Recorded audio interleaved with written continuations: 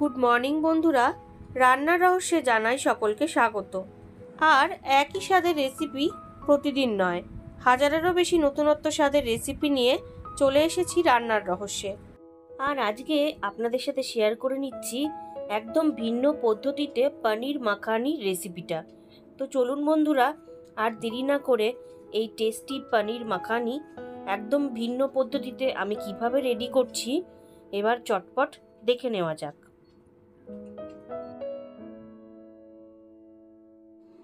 তো এই পনির মাখানি রেডি করার জন্য আমি এখানে কিউব করে পনিরগুলোকে কেটে নিয়েছি। এখানে 250 গ্রাম মতন পনির আমি নিয়ে নিয়েছি, দেখুন। আর তার পাশাপাশি কিছু জিনিস নিয়েছি, সেগুলো হচ্ছে এখানে নিয়ে নিয়েছি রেড বেল পেপার আর গ্রিন ক্যাপসিকাম, কিউব করে কেটে নিয়েছি। আমি আগেই বলেছি আমি কিন্তু একদম ভিন্ন পদ্ধতিতে দেখাচ্ছি।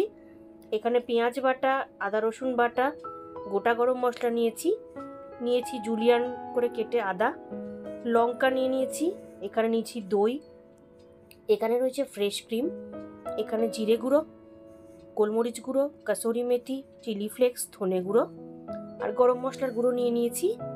আর লাগবে বাটার। তো প্রথমেই আমি কড়াইতে বাটার দিয়ে নিচ্ছি, একটু বেশি করে বাটারটা দিয়ে নিয়েছি পরিমাণ অনুযায়ী। বাটারটাকে মেল্ট করে নিলাম। মেল্ট করে নিয়ে এবার কিউব করে কেটে রাখা পনিরের টুকরোগুলোকে আমি দিয়ে দিলাম। দিয়ে জাস্ট হালকা একটু ফ্রাই করে নেব, খুব ডিপ ফ্রাই করব না, হালকা একটুখানি কালার আসবে তখন আমি তুলে নেব।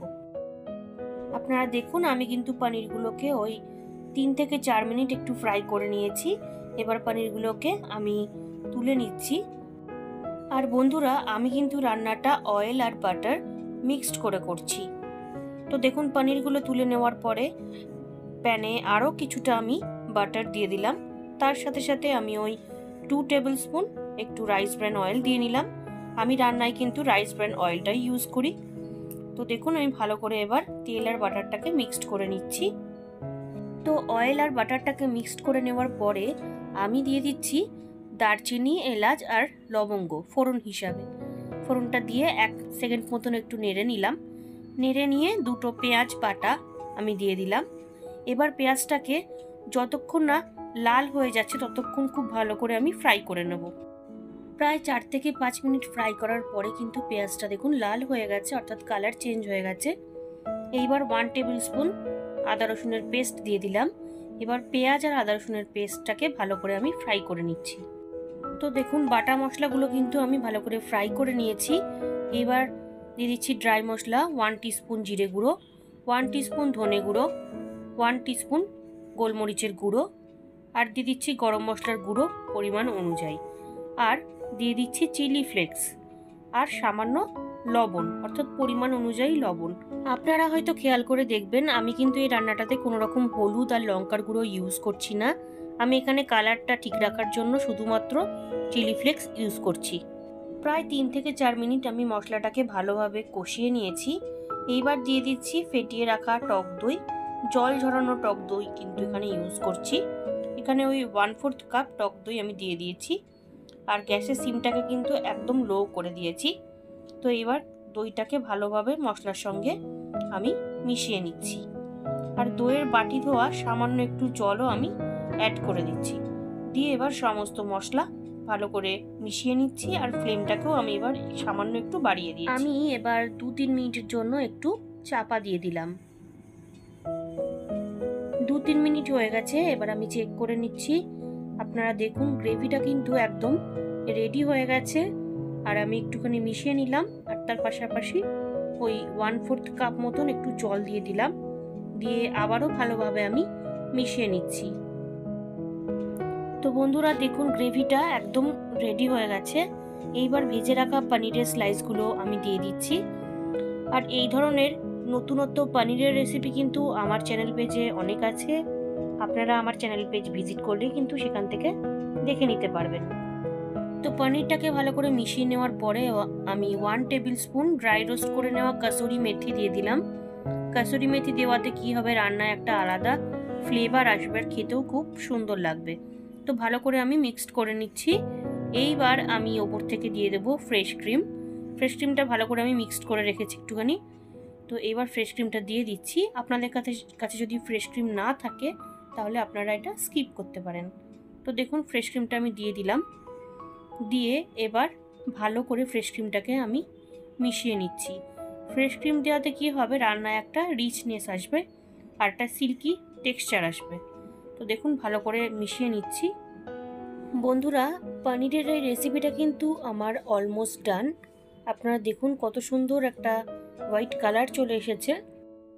এইবার আমি নেক্সট স্টেপে চলে যাচ্ছি। একটা ফ্রাই প্যানের মধ্যে আমি ওই 2 টেবিল স্পুন মতন বাটার দিয়ে নিয়েছি। বাটারটাকে আমি ভালো করে একটু মেল্ট করে নিচ্ছি। দেখুন বাটারটা অলমোস্ট মেল্ট হয়ে গেছে। এইবার যে ক্যাপসিকামের টুকরো আমি কেটে রেখেছিলাম, গ্রিন ক্যাপসিকাম আর রেড বেল পেপার, সেটা দিয়ে দিলাম। তার সাথে সাথে জুলিয়ান কাট আদাটাও দিয়ে দিয়েছি আর কাঁচা লঙ্কার স্লাইসটাও দিয়ে দিয়েছি। দিয়ে এবার জাস্ট একটুখানি ওই 2-3 মিনিট মতন একটু ফ্রাই করে নিচ্ছি আর সামান্য একটু লবণ দিয়ে দিলাম। আমি কিন্তু সেদ্ধ করবো না, জাস্ট ক্রাঞ্চি ভাবটা থাকবে সেই রকম একটু ফ্রাই করে নিচ্ছি। তো আমি কিন্তু ওই 3-4 মিনিট একটু ফ্রাই করে নিয়েছি দেখুন, আর অলরেডি কিন্তু ওটা ফ্রাই হয়ে গেছে। এবার আমি গ্যাসটাকে অফ করে দিচ্ছি। তো পনিরটাকে আমি হালকা ফ্লেমে দিয়ে রেখেছিলাম ঢাকা দিয়ে।